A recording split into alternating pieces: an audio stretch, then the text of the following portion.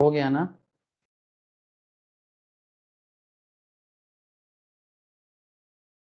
हाँ सर।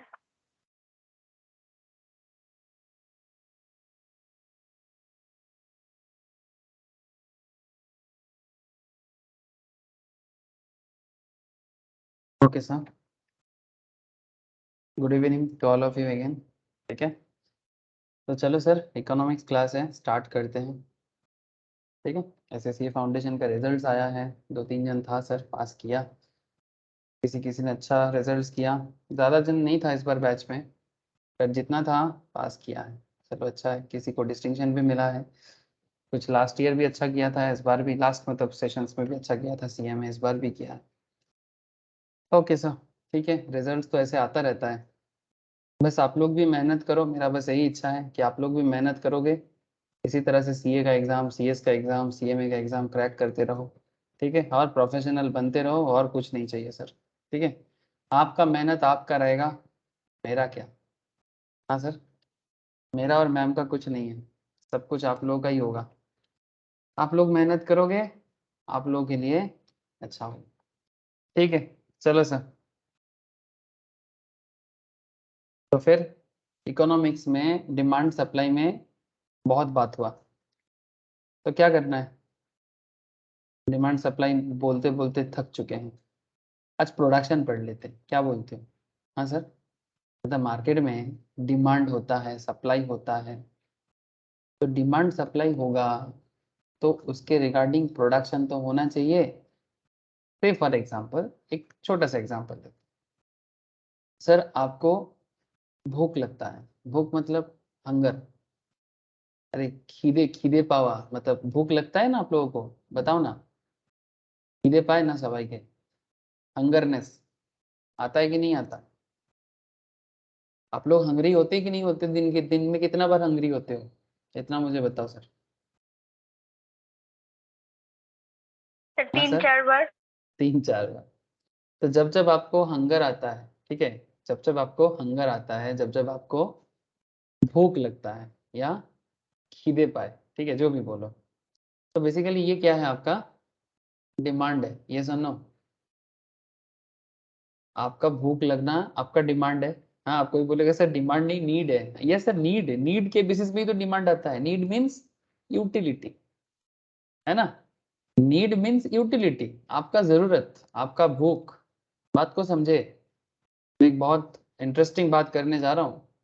आपको लगेगा कि सर इकोनॉमिक्स कहाँ बोल रहे हो, आप तो भूख हंगर ये सब बता रहे हो। अरे सर यही तो है इकोनॉमिक्स। अरे सर सबको भूख लगता है, आप एक चीज, मैंने एक चीज नोटिस किया, एक एवरेज फैमिली में या फिर किसी भी फैमिली में सुबह से लेके शाम तक, मतलब रात तक, की खाबो और की खाबो, ज्यादातर केस में ही बात होता रहता है, if I am not very wrong. मतलब क्या खाना है और क्या खाना है, ब्रेकफास्ट में क्या खाना, लंच पे क्या खाना, डिनर पे क्या खाना, नहीं उससे पहले एक इवनिंग इवनिंग स्नैक्स, यस और नो? हाँ सर, इवनिंग स्नैक्स पे क्या खाना, फिर नाइट के डिनर पे क्या खाना। इसके बीच बीच में कुछ लोग होते हैं सर, मैं तो सर टाइम पे ही खाता हूँ नॉर्मली, बीच बीच में मेरे से नहीं हो पाता है। वही सुबह उठ के ब्रेकफास्ट लेना, ब्रेकफास्ट लेके क्लास स्टार्ट करना, फिर उसके बाद थोड़ा लंच के लिए खाना, फिर लंच के बाद इवनिंग स्नैक्स लेना, फिर इवनिंग स्नैक्स के बाद रात का डिनर लेना। अब पॉइंट क्या है सर, क्या कहना क्या चाहते हैं सर? बेसिकली ये मेरा डिमांड है, यूटिलिटी है। मेरा डिमांड भी आप लोगों का भी है, सबका है ना? Not just for human being, even जो एनिमल्स होता है उनका भी यही डिमांड होता है, जीने के लिए करना पड़ता है सर। अब यहाँ पर एक क्वेश्चन है कि जीने के लिए खाना है कि खाने के लिए जीना है? सर कैसा लगा सब सवाल? जीने के लिए खाना है कि खाने के लिए जीना? ये दोनों में थोड़ा सा मारपीट होता है। जो लोग थोड़ा सा भुक्कड़ होता है, भुक्कड़ समझते हैं आप लोग? मतलब सारा दिन खाना खाना खाना खाना, इसका मतलब क्या? इसका मतलब उनका जीने का मकसद ही है खाना।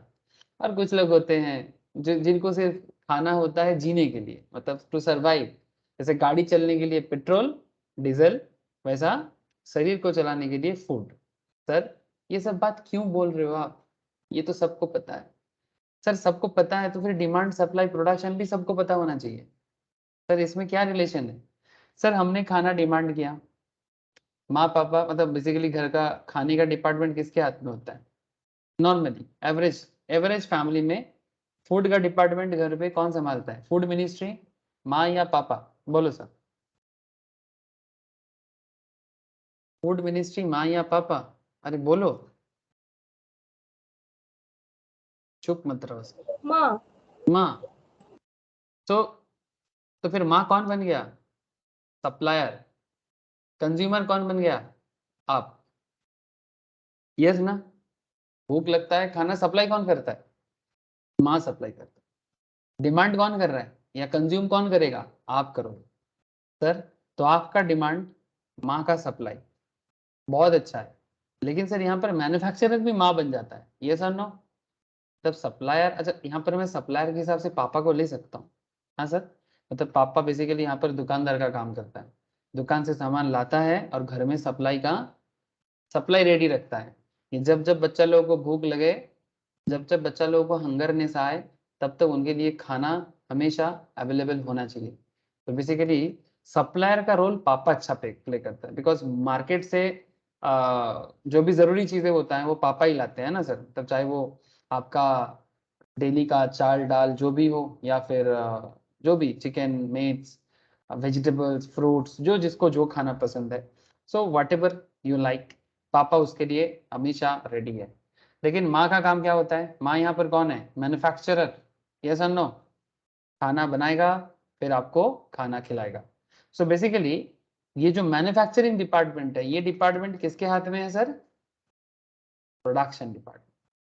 Do you understand sir? बोलो, क्या आपको समझ में आ रहा है सर? बात करो, बात करो सर, क्या आपको समझ में आया? डिमांड आपने किया, सप्लाई पापा ने किया, और मैन्युफैक्चरिंग या प्रोडक्शन कौन कर लिया? माँ ने कर लिया। यस और नो? जो मैंने बताया ऐसा होता है कि नहीं होता है? है सर, एटे ही है। अब इसको थोड़ा सा अपने फैमिली के बाहर थोड़ा ब्रॉड पैरामीटर में समझ सकते हैं क्या? फैमिली से बाहर मतलब देखो, यहाँ पर मैं एक फैमिली का एग्जांपल नहीं दिया, ये हर फैमिली का बात है। और एक इंडिविजुअल फैमिली मिलजुल के क्या बनाता है? मतलब जैसे मानो आप जिस पाड़ा में रहते हो, वहाँ 50 फैमिली है, फिर वो एक पाड़ा बन गया, फिर ऐसा और भी दूसरा पाड़ा है, तीसरा पाड़ा है ना?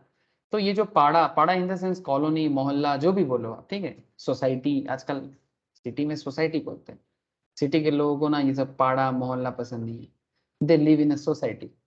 सो जो भी हो, सिटी में सोसाइटी, अपार्टमेंट भी होता है, जहाँ पर सोसाइटी नहीं होता अपार्टमेंट होता है। मतलब अपार्टमेंट मतलब जैसे हमारे गांव साइड में क्या है, गांव साइड में 4-5 फैमिली घर मिलके कुछ फैमिली मेंबर्स हो जाते हैं, शहर में एक ही अपार्टमेंट में 5 फैमिली हो जाते हैं, है ना? सो कहने का मतलब यही है कि ये फैमिली मिलके एक पाड़ा मोहल्ला अपार्टमेंट सोसाइटी बनाता है। अब ऐसा 20, 25, 50, 100 सोसाइटी मिलके एक सिटी या टाउन या विलेज बना देता है। सिटी टाउन विलेज मिलके एक डिस्ट्रिक्ट या स्टेट बना देता है। मतलब कुछ डिस्ट्रिक्ट मिलके स्टेट बन गया, और जैसे स्टेट कुछ स्टेट मिलके कंट्री बन गया।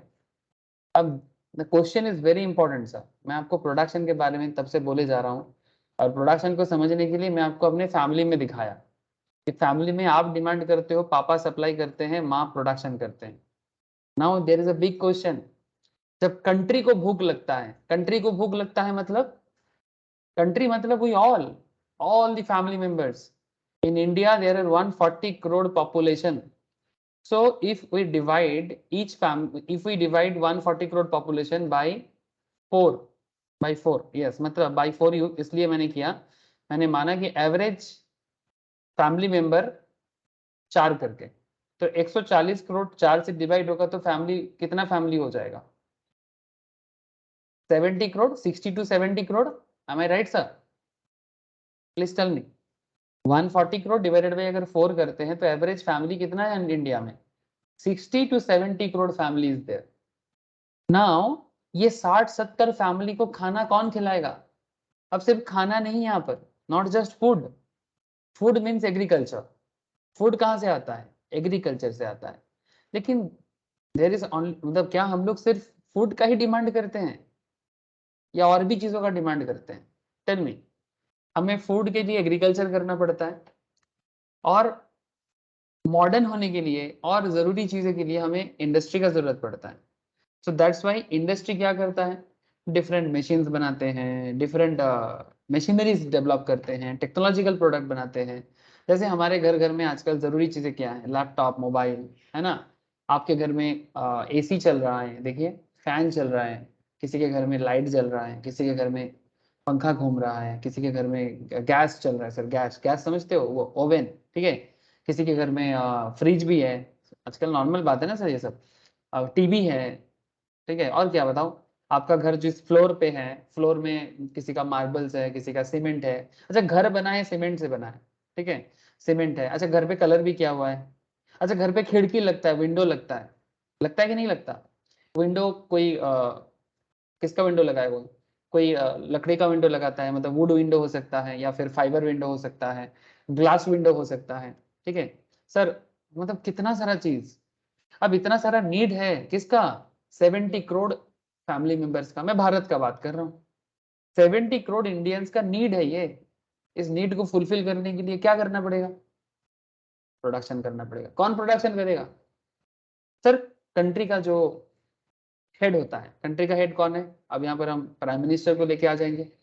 कंट्री का हेड कौन है? Prime minister, president. President basically, president is like घर पे जैसे दादा दादी या नाना नानी होता है ना, ठाकू माँ, दीदी माँ, ऐसा होता है ना। बंगाली में हम लोग बोलते हैं ठाकू माँ, दीदी माँ, या ठाकुरदा या दादू। हिंदी में क्या बोलते हैं? दादा दादी, नाना नानी, grand mother, grand father, like. तो ये जो अपना प्रेसिडेंट का कॉन्सेप्ट है, इट्स लाइक दैट, जो बेसिकली रूल्स रेगुलेशंस तय करता है। प्रेसिडेंट के हाथ में रूल्स रेगुलेशंस होता है सर। देश कैसे चलना चाहिए इसका नियम बनाता है। किस पॉइंट में कौन सा बिल पास करना है, ये प्रेसिडेंट के हाथ में होता है। जैसे घर का गार्डियन का जो काम होता है, लेकिन घर को चलाने वाले कौन होता है? Prime minister. मतलब मैं पूरा भारत को एक घर मान रहा हूँ। Do you understand sir? The whole India is a home. किसका होम है? 70 करोड़ फैमिली का घर। इंडिपेंडेंस डे आ रहा है सर। हाँ, आजादी का 75वां, 75th, मतलब इंडिपेंडेंस डे, अमृत महोत्सव है भारत के लिए, है ना? सो कहने का मतलब ये है कि ये जो कॉन्सेप्ट बन रहा है सर, भारत में 75, अगर 75 ईयर्स हुआ, 70 करोड़ फैमिली अप्रोक्स, 75 ईयर्स में क्या 70 करोड़ फैमिली का हर एक नीड भारत फुलफिल कर पा रहा है? जो कर पा रहा है, जो डिमांड फुलफिल हो रहा है, वो किसके थ्रू से फुलफिल हो रहा है? प्रोडक्शन के थ्रू से। प्रोडक्शन होगा तो ही डिमांड सप्लाई होगा फुलफिल।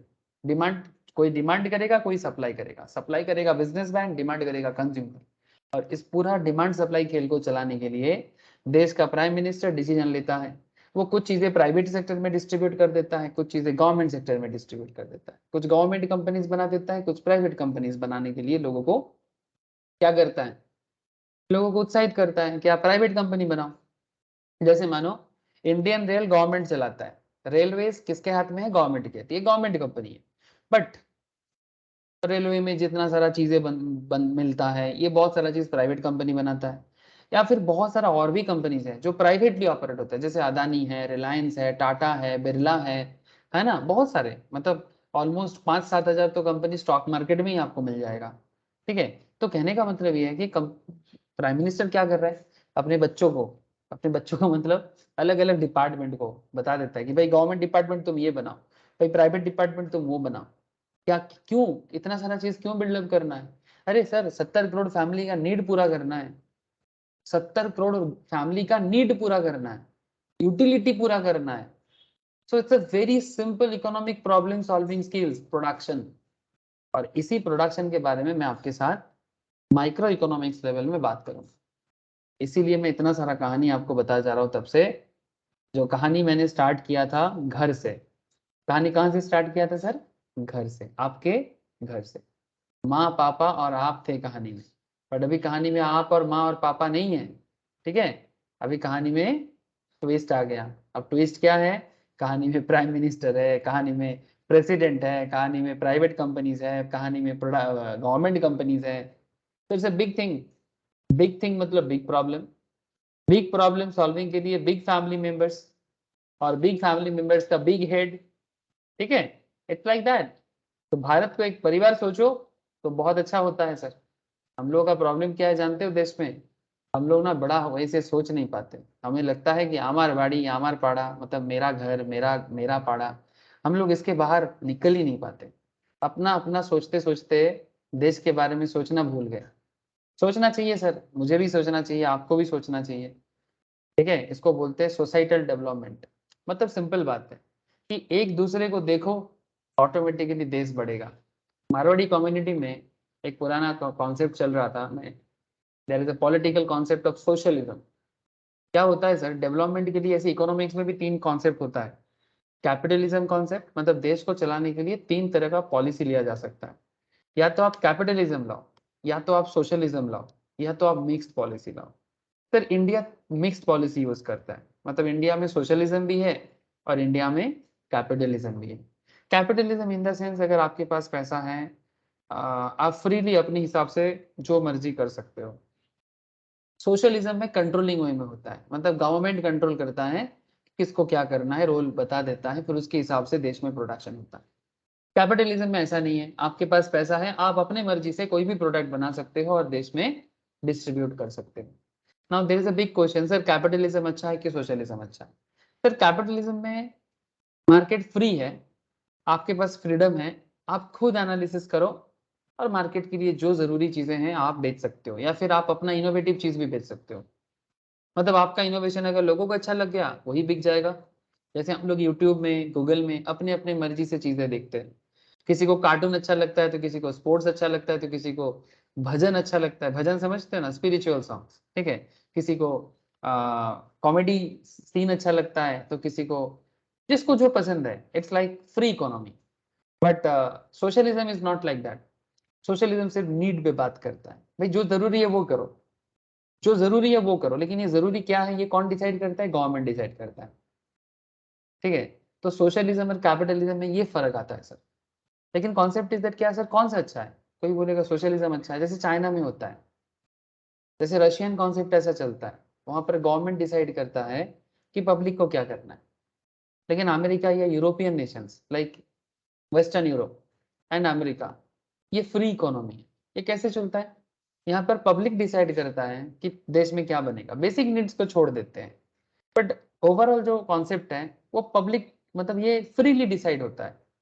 ओपन मार्केट में डिमांड सप्लाई कॉन्सेप्ट फैला हुआ है, जिसको जो चाहिए होता है वो मांगता है, जिसको जो सप्लाई करना होता है वो सप्लाई करता है, और उसी के बेसिस में प्रोडक्शन होता है।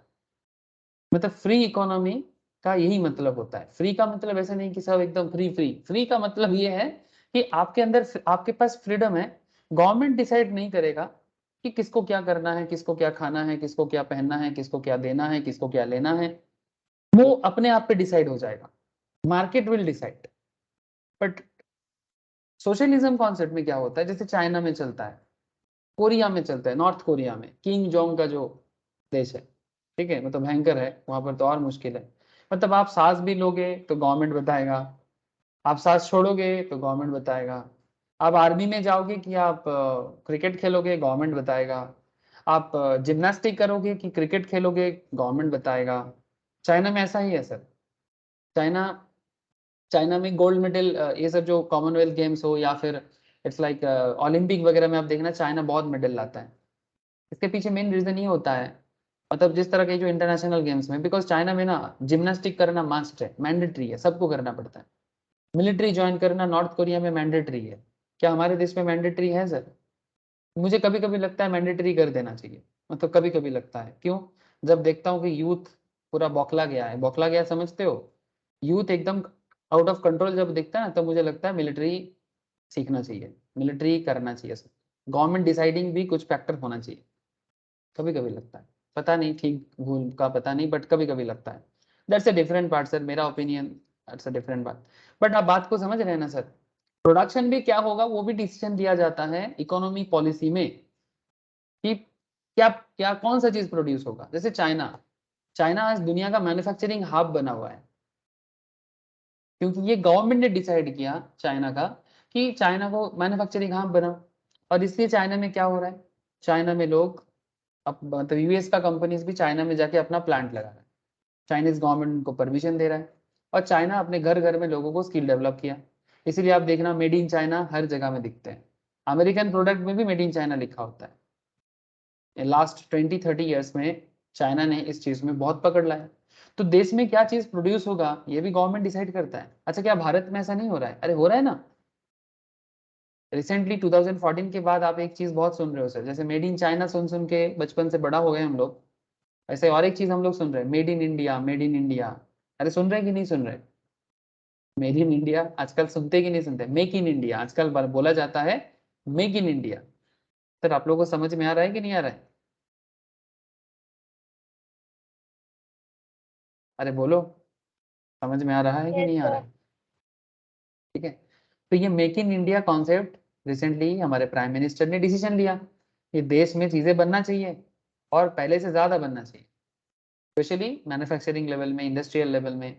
ठीक है, तो बन रहा है पहले से काफी है। बट क्या हम लोग चाइना को टच कर लिए? अरे नहीं, बहुत देरी है चाइना को टच करने में टाइम लगेगा, बट हाँ पहले से अच्छा किए। जैसे भारत पहले डिफेंस का प्रोडक्ट सिर्फ बाहर से लाता था। हमारे देश में जो प्लेन उड़ता है ना, चाहे फाइटर प्लेन हो चाहे पैसेंजर प्लेन हो, ये हमारे देश में बनने का कॉन्सेप्ट नहीं है। आजकल असेंबलिंग होता है, आजकल असेंबल होता है, बट अभी भी पार्ट्स नहीं मिलता, पार्ट्स बाहर से लाना पड़ता है। इसलिए इंडिया में एरोप्लेन बिजनेस इतना प्रॉब्लमेटिक है। मतलब ये जो चाहे पैसेंजर बिजनेस जो होता है ना, वो बहुत कॉस्टली है, बिकॉज हमारे देश में पार्ट्स ही नहीं मिलता। लेकिन क्या हम लोग प्लेन में चढ़ना बंद कर देंगे? क्या नहीं करेंगे। तो धीरे धीरे बन जाएगा। टेक्नोलॉजिकल कंपनीज आ रहे हैं सर, इंटर टेक्नोलॉजीज, बहुत सारे कंपनीज आ रहे हैं। ऑलरेडी स्टॉक मार्केट में भी आया कुछ कंपनीज। भविष्य है सर, बहुत बहुत, मतलब future is very bright. Sir इतना सारा कहानी क्यों बता रहा हूँ?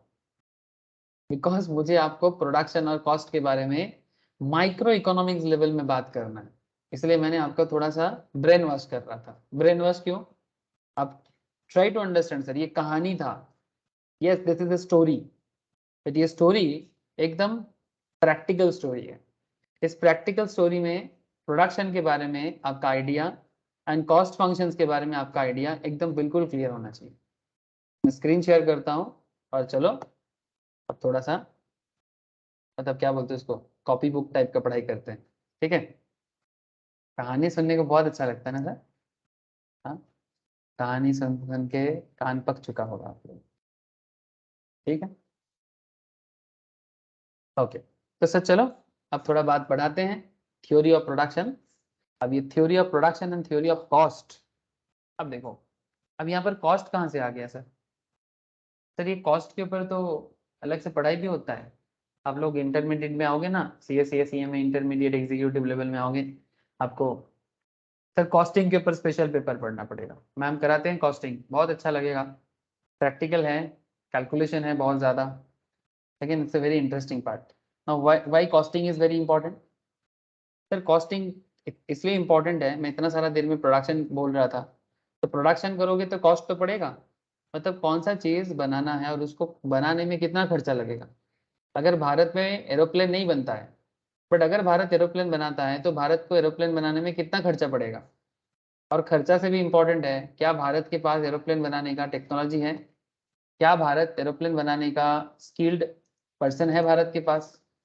These are the big question, these are the big question. क्या हम लोग एरोप्लेन, जैसे हमारे देश में, आपको पता होगा सर, आप लोग एपीजे अब्दुल कलाम सर को जानते हो ना? हाँ सर, एपीजे अब्दुल कलाम। हाँ सर, हमारे प्राइम मतलब प्रेसिडेंट थे और द ग्रेट साइंटिस्ट। ठीक है सर, उन्होंने, उनको मिसाइल मैन भी कहा जाता है। पहले भारत ना डिफेंस में इतना, डिफेंस में भारत इतना, क्या बोलते हैं सर, मतलब इतना स्ट्रांग नहीं था एटॉमिक पावर वगैरह में।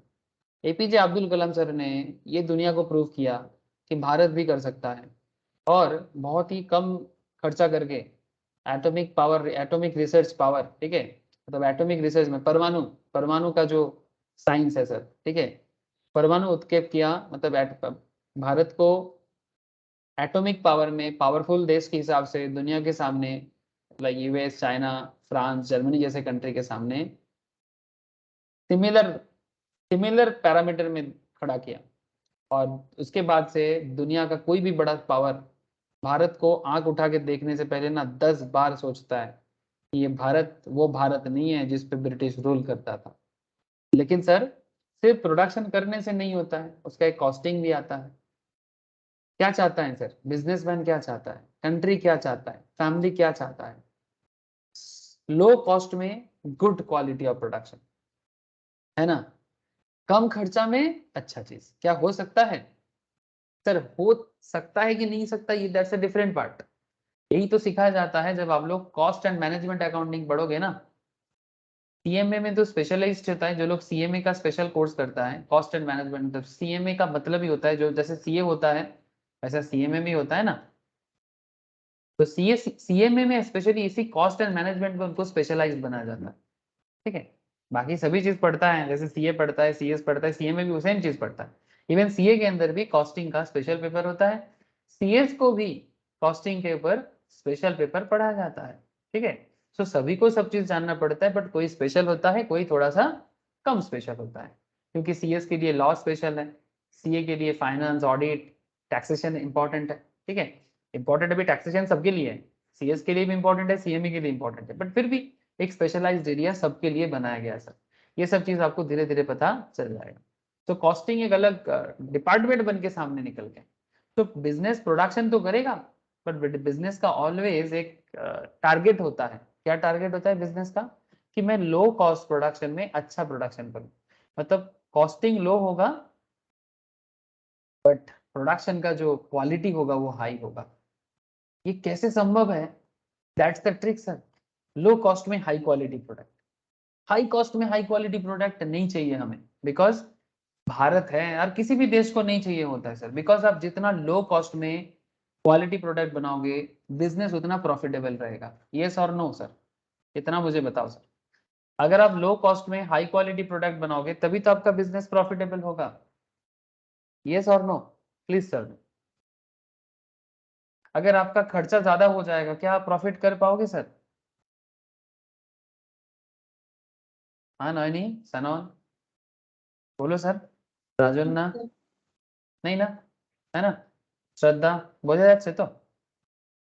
Exactly, this is the concept sir. इसीलिए प्रोडक्शन एंड कॉस्ट में आपको थोड़ा दिमाग लगाना पड़ेगा। तो पहले प्रोडक्शन फिर कॉस्ट। चलो सर, इतना कहानी सुनने के बाद अब हर चीज बहुत आसान हो जाना चाहिए। तो हम लोग ये जानेंगे sir, define production, describe production function, describe characteristic of various factors of production, distinguish between short run and long run production function, illustrate the law of diminishing return and return to scale, describe the production optimizations using isoquant and isocost का। वाह sir, ये सब क्या है? कहानी तो ठीक था, अब तो धीरे धीरे क्या क्या सब बता रहे हो दिमाग से बाहर जा रहा है। सर दिमाग से बाहर कोई नहीं जाएगा अगर आप दिमाग को दिल के साथ जोड़ के रखोगे। समझ रहे हैं सर? दिमाग को दिल के साथ जोड़ के रखो। ठीक है, दिलो दिमाग से सोचोगे हर चीज याद रहेगा। दिल एक तरफ दिमाग एक तरफ, क्या हालत होता है इंसान का? हाँ, आपका दिल किसी पे, आपका दिमाग कहीं और। ठीक है, तो दिलो दिमाग को क्या करना है? जोड़ना है। ठीक है, तो जोड़ो तो समझ में आ जाएगा सारा चीज। अब theory of production and theory of cost के अंदर, theory of production and theory of cost के স্যার अंदर, यस टेल मी, बोलो। স্যার বলছি ইনস্টিটিউটের ম্যাটে এই চ্যাপ্টারটা তো নেই। কে বলেছে প্রোডাকশন কস্ট থাকবে না? এটা স্যার হতেই পারে। দেখছিলাম তো। ঠিক আছে, আপাতত শুনে নে, তারপর কোথায় কি আছে না আছে সেটা আমি দেখব। প্রোডাকশন কস্ট যদি না থাকে তাহলে ইকোনমিক্স, মাইক্রো ইকোনমিক্স কমপ্লিট হয় কখনো? করে? মানে একটু কম করে বলেছে ব্যাপারটাকে। ঠিক আছে, বলি যখন আমি বলে দিচ্ছি। আচ্ছা চ্যাপ্টার থাকলো না থাকলো তাতে তোর কি এসে যায় রে? হ্যাঁ, শুধু শুধু স্যার আমাকে চ্যাপ্টারের বাইরে থেকেও কোয়েশ্চেন আসবে? চ্যাপ্টারের বাইরে থেকে কেন আসতে যাবে? কনসেপ্টের উপর বেসিসে তো কোশ্চেন আসবেই না। ও আচ্ছা। ঠিক আছে, কনসেপ্ট বেসিসে তো কোশ্চেন করবেই। ইকোনমিক্স তো ডিমান্ড সাপ্লাই প্রত্যেকটা জিনিসকেই কানেক্ট করবে। ঠিক আছে, তো এটা তো করতেই হবে ইনস্টিটিউটকে কোশ্চেন। এরকম তো থোড়ি আছে কি ইনস্টিটিউট ডিমান্ড জিজ্ঞেস করবে, সাপ্লাই জিজ্ঞেস করবে আর কস্টিং প্রোডাকশনটাকে বাদ দিয়ে দেবে? হ্যাঁ, তারা দেখাচ্ছে, আমি ইকোনমিক্স এর নোটসটাই খুঁজছিলাম। তোদের ইনস্টিটিউটের ম্যাটে, সিএস ইনস্টিটিউটের ম্যাটে এখানে দেখ কি লেখা আছে, basics of demand supply forms of market competition, ঠিক আছে? তো ডিমান্ড সাপ্লাই আর মার্কেট, তো ডাইরেক্ট মার্কেটে কি বুঝবি, মানে কনসেপ্টটা হচ্ছে ডিমান্ড সাপ্লাই, মার্কেটটা কোথায় চলে? প্রোডাকশন কস্ট হবে তবে না মার্কেট চলবে? বল আমার কথাটা, মানে ডাইরেক্ট মার্কেট কিছু বুঝতেই পারবি না যদি প্রোডাকশন কস্ট না বুঝতে পারিস।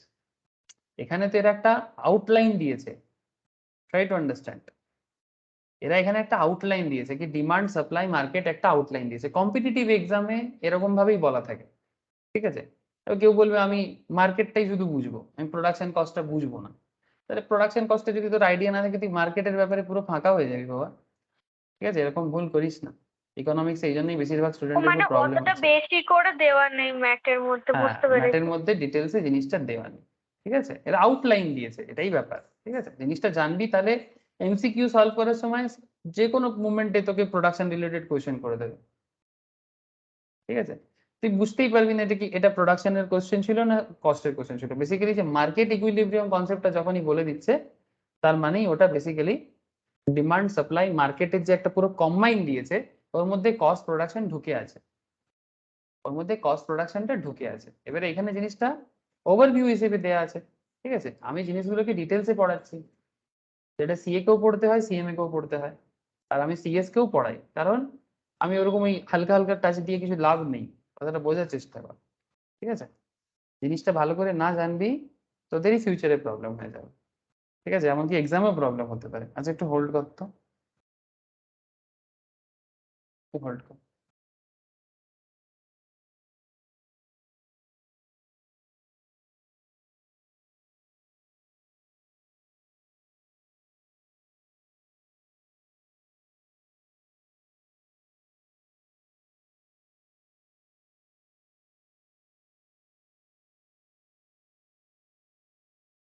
কল করে নি।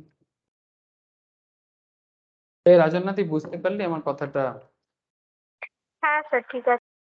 ঠিক আছে, এভাবে ভাবলে খুব অসুবিধা হবে। মাইক্রো ইকোনমিক্স এর এটা একটা বেসিক কনসেপ্ট, বোঝার চেষ্টা করবি অলওয়েজ। মাইক্রো ইকোনমিক্স যখনই পড়ানো হবে, তার মধ্যে ডিমান্ড সাপ্লাই প্রোডাকশন কস্ট আর মার্কেট, এই চারটে জিনিস একসাথে না শিখলে কখনো মাইক্রো ইকোনমিক্স কমপ্লিট হয় না। কথাটা বোঝা গেল? ঠিক আছে, হ্যাঁ স্যার, সেই ঠিক জন্য আছে। ঠিক আছে, আমি কথাটা প্রথম দিনকেই তোদেরকে বলেছিলাম, তোদের এটা একটা আউটলাইন ম্যাথ, ঠিক আছে? মানে এখানে জাস্ট জিনিসটাকে এরা মেনশন করে দিয়েছে, ঠিক আছে? Basics of demand supply forms of market competition etcetera. এবারে যখন তুই ধর ন্যাশনাল ইনকাম পড়তে যাবি, ন্যাশনাল ইনকাম পড়তে যাবি, ওখানে তোকে বাজেট জিজ্ঞেস করবে, ন্যাশনাল ইনকাম জিজ্ঞেস করবে, জিডিপি জিজ্ঞেস করবে। জিডিপি কি দিয়ে হয়? প্রোডাকশনের উপর বেসিসে হয়, কিন্তু এটা ম্যাক্রো ইকোনমিক্স আর এটা মাইক্রো ইকোনমিক্স। এবারে তুই প্রোডাকশনটাই বুঝবি না, তাহলে তুই ন্যাশনাল ইনকামটা কি করে বুঝবি? বুঝতে পারছিস? এগুলো সবই কানেক্টেড জিনিস। তো মাইক্রো ইকোনমিক্স পড়তে গেলে তোকে এই পুরো জিনিসটাই বুঝতে হবে, তো এগুলো ছাড়া যায় না। চাই তুই যেমন ধর যারা ইউপিএসসির প্রিপারেশন নিচ্ছে, যারা আইএএস আইপিএস এর প্রিপারেশন নিচ্ছে, তাদেরকেও জানতে হবে সেম টু সেম ব্যাপার, তাদেরও ব্যাপারগুলো এরকম আউটলাইন ভাবে দেয়া থাকে, তাদেরকেও একই রকম ভাবে জিনিসটা জানতে হবে। বোঝা গেল ব্যাপারটা? হ্যাঁ। ओके चलो सर, प्रोडक्शन में कंटिन्यू करते हैं। ध्यान से सुनना sir, the very famous concept production, factor of production क्या है? And there is a very important concept sir, factors of production. मैं कॉस्ट में भी बात बाद में करता हूँ, बट पहले आप ये समझो कि फैक्टर्स ऑफ प्रोडक्शन क्या है।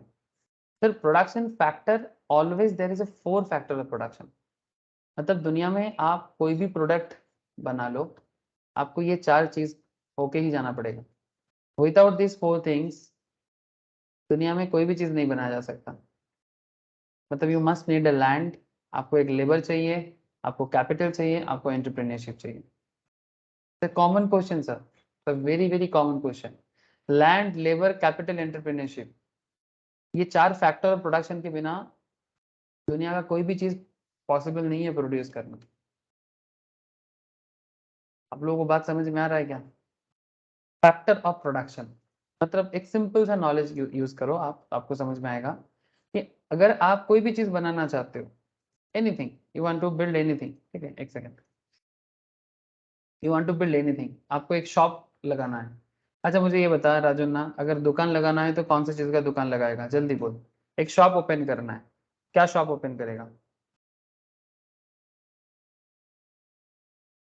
फास्ट बोलो। रेस्टोरेंट।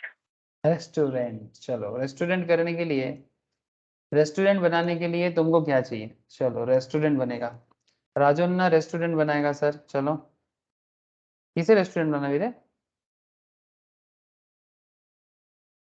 वेज नॉन वेज की बनाबी? Non veg. अच्छा ये रेस्टोरेंट है, ठीक है। अच्छा ऐसे बीच साइड रेस्टोरेंट की ऐसे फैंसी रेस्टोरेंट? फैंसी रेस्टोरेंट, ठीक ना। क्वेश्चन इज दैट, राजुन्ना के एग्जांपल के हिसाब से मैं चलता हूँ, ठीक है। चलो ये जो रेस्टोरेंट अगर आपको बनाना है, जस्ट टेल मी इसमें फैक्टर ऑफ प्रोडक्शन क्या है?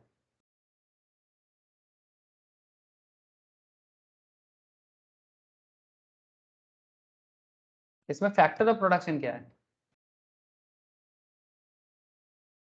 इसमें लैंड क्या है, लेबर क्या है, कैपिटल क्या है, एंटरप्रेन्योरशिप क्या है? सिंपल सा लॉजिक है यहाँ पर सर, देखो। अच्छा ये जिस जगह में है सर, ये लैंड मान सकते हैं क्या? अरे भाई एक एग्रीकल्चरिस्ट मतलब एक फार्मर्स फार्मिंग करता है, उसको लैंड चाहिए। लेकिन क्या रेस्टोरेंट बनाने के लिए भी राजन्ना को लैंड चाहिए क्या? राजन्ना तुमको खेती करने के लिए जैसे किसानों को या चाषी को जैसे जमीन का जरूरत पड़ता है, तुम्हें भी क्या वैसा ही कुछ चाहिए? या फिर ऐसा लैंड चाहिए जिसको तुम रेंट पे लेके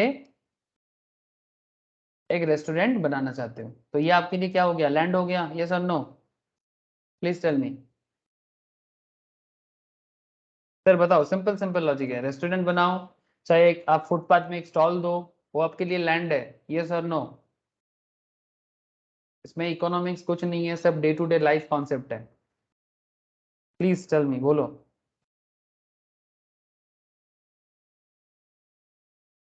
ये रेस्टोरेंट आपके लिए लैंड है, यस और नो? नहीं समझ में आ रहा है कि रे? বোঝা যাচ্ছে না? Restaurant is equals to land. ये जो रेस्टोरेंट जहां पर आपने रेस्टोरेंट बनाया, ये आपके लिए लैंड है। अब लैंड बोलने से आप लोगों के दिमाग में तो ऐसा छपा हुआ है ना सर, लैंड मतलब ये लैंड है। सर इकोनॉमिक्स इस तरह से बात नहीं करता, पॉइंट टू बी नोटेड, ठीक है। इकोनॉमिक्स इस तरह से बात नहीं करता। जैसे लैंड का नॉर्मल मतलब हम लोग जो समझते हैं, लैंड का नॉर्मल मतलब हम लोगों के दिमाग में जो है, उसमें हम लोग सोचते हैं कि ये लैंड होगा, है ना, जिस लैंड पे जाके हम लोग फार्मिंग करते हैं, पेड़ लगाते हैं, मे बी दैट वो लैंड है। बट सर वो फार्मर्स के लिए लैंड है, ठीक है।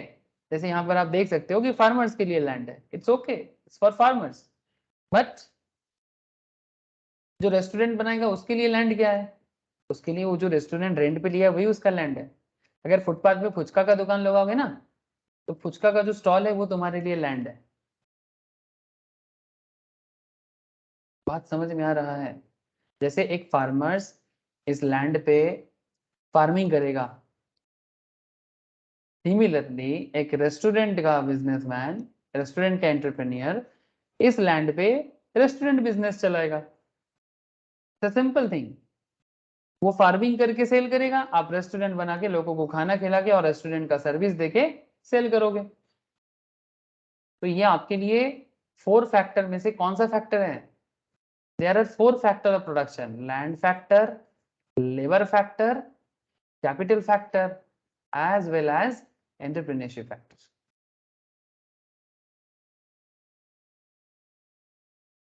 बोलो। Land, labour, capital, entrepreneurship. इसमें लैंड फैक्टर इज दिस। अब लेबर क्या है राजन्ना? लेबर क्या होगा, बोलो। तुम्हारा रेस्टोरेंट है, तुम रेस्टोरेंट में लेबर क्या लगाओगे?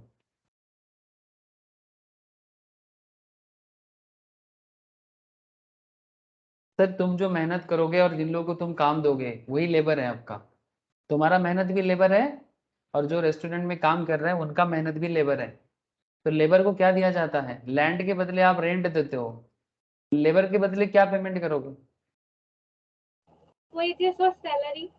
वेजेस और सैलरी, थैंक यू सर, ठीक है, वेजेस और salary. Now question is that कि सर लैंड के बदले रेंट है, लेबर के बदले वेजेस और सैलरी है, ठीक है, कैपिटल के बदले क्या पेमेंट करोगे? Interest. Thank you.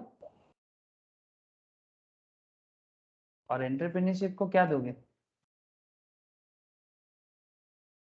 Profit sir. Thank you sir, very good, very good sir. तो लैंड को रेंट देना है, लेबर को वेजेस और सैलरी देना है, कैपिटल को इंटरेस्ट देना है, एंटरप्रेन्योरशिप को प्रॉफिट देना है। सो ये जो बदले में आपने दिया, ये आपके लिए क्या बना बोलो तो? ये जो फर्स्ट फोर है, this is factor of production.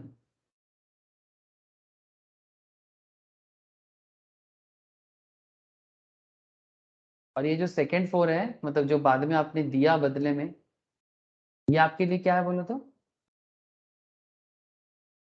Factor cost.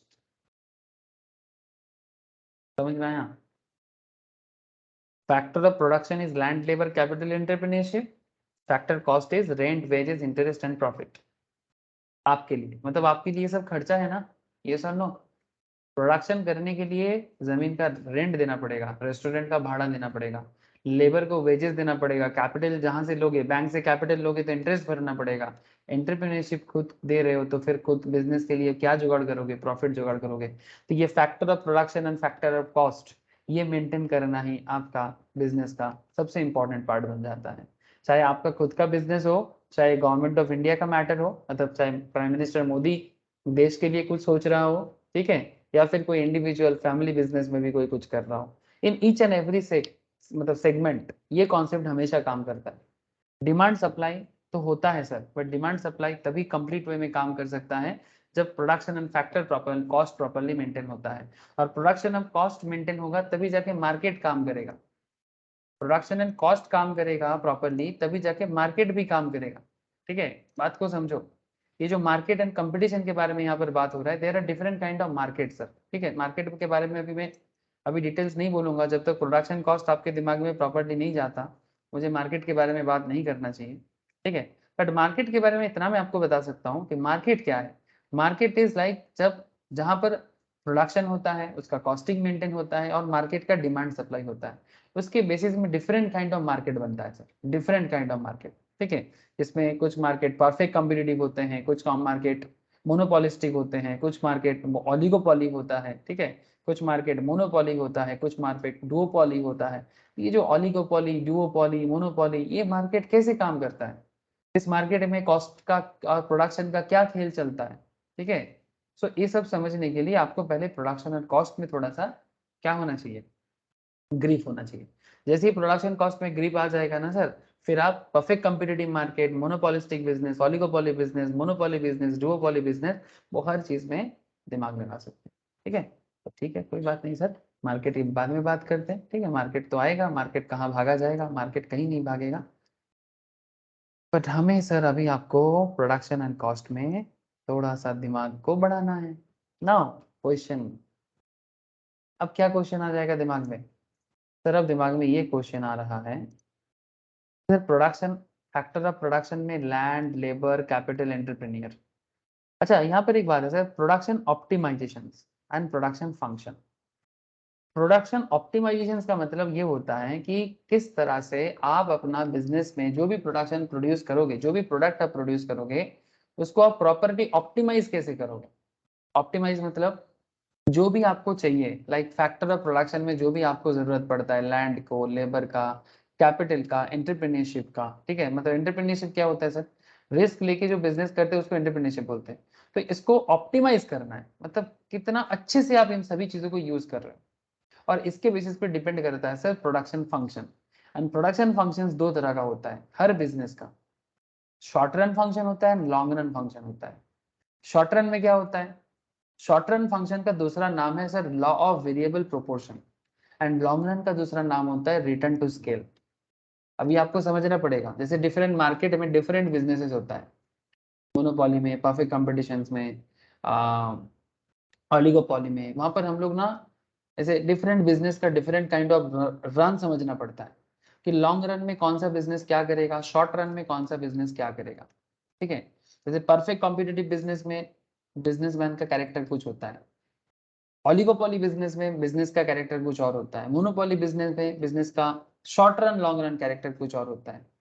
तो अब मार्केट के बारे में मैं बार बार इसलिए मतलब मेरा दिमाग से आ रहा है क्योंकि मार्केट के अंदर मोनोपोली मार्केट में, परफेक्ट कॉम्पिटिटिव मार्केट में, ऑलिगोपोली मार्केट में, डुओपोली मार्केट में ये सब चीज बहुत इंपॉर्टेंट है। तो मार्केट में अभी मैं बात नहीं करना चाहता, बट बस इतना आपको कहना चाहता कि जब मार्केट पढ़ोगे तो वहां पर short run long run concept बहुत इंपॉर्टेंटली आपको समझना पड़ेगा। तो अगर आप यहाँ पर प्रोडक्शन में समझ जाओगे तो मार्केट में भी समझ जाओगे। सो प्रोडक्शन फंक्शन क्या है sir? Short run and long run. Business चलाने के लिए दो तरह का प्रोडक्शन फंक्शन होता है, one is short run function, another is long run function.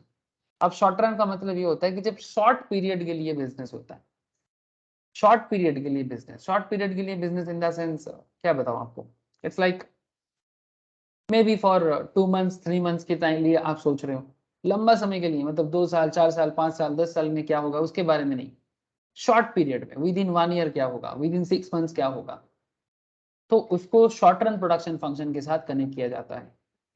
Long run में आ जाता है रिटर्न टू स्केल कॉन्सेप्ट। अभी रिटर्न टू स्केल क्या होता है, बिजनेस अगर लॉन्ग रन में टिक जाता है ना, वो एक एवरेज प्रॉफिट करना चालू कर देता है। ठीक है, अब वो कैसे होता है वो मैं आपको आगे आगे बता पाऊंगा सर, अभी तो मैं बस आपको इंट्रो दे रहा हूँ, आज प्रोडक्शन फंक्शन का मैं इंट्रो दे रहा हूँ बेसिकली। ठीक है, और इसी पे डिपेंड करता है कौन सा business economies and diseconomies of scale में आएगा। अब now question is that sir what is economies of scale and what is diseconomies of scale. Sir economies of scale basically जो होता है वो क्या होता है, आप बिजनेस में लो कॉस्ट में बिजनेस चलाओगे, सर्विस प्रॉपर रखोगे, प्रोडक्ट क्वालिटी अच्छा रखोगे तो आप इकोनॉमीज ऑफ स्केल कर पाओगे। डिसइकोनॉमीज मतलब जब आपका बिजनेस प्रॉपरली नहीं चलेगा। मैं यहाँ पर अगर राजन्ना का ही एग्जांपल यूज करूँ, मानो कि राजन्ना रेस्टोरेंट बनाने के लिए इतना बड़ा एक शॉप तो ओपन कर लिया, ओके, शॉप तो ओपन कर लिया, बहुत अच्छा सर, बट इसका कॉस्ट बेयर करना राजन्ना के लिए मुश्किल बढ़ रहा है। इसका इलेक्ट्रिसिटी कॉस्ट, इसका एयर कंडीशन कॉस्ट, इसका रॉ मटेरियल कॉस्ट, जो भी चीज आप यहाँ पर देख रहे हो, इसका फर्नीचर फिटिंग्स और जिस तरह का फूड वो यहाँ पर सप्लाई कर रहा है, अगर ये सब करने में जो कॉस्टिंग पड़ रहा है, ठीक है, या फिर जो प्रोडक्शन चार्जेस पड़ जाता है, मार्केट में उतना सेल नहीं हो पाता। सो अगर if costing is too high and sale is too low, तो it will create problem for the Rajanna. In that situations Rajanna restaurant चलाने में मुश्किल में पड़ जाएगा। बुझते पारছিস, मैं राजन्ना का एग्जांपल ले रहा हूँ, बट इसका मतलब नहीं कि सिर्फ राजन्ना ही समझेगा। अर्पिता, नयनी, प्लीज टेल मी, बोलो सर, विदिशा, समझ में आ रहा है आप लोगों को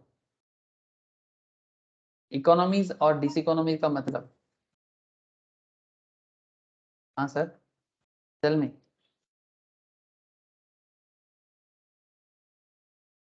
अरे हाँ ना, कुछ तो बोलो।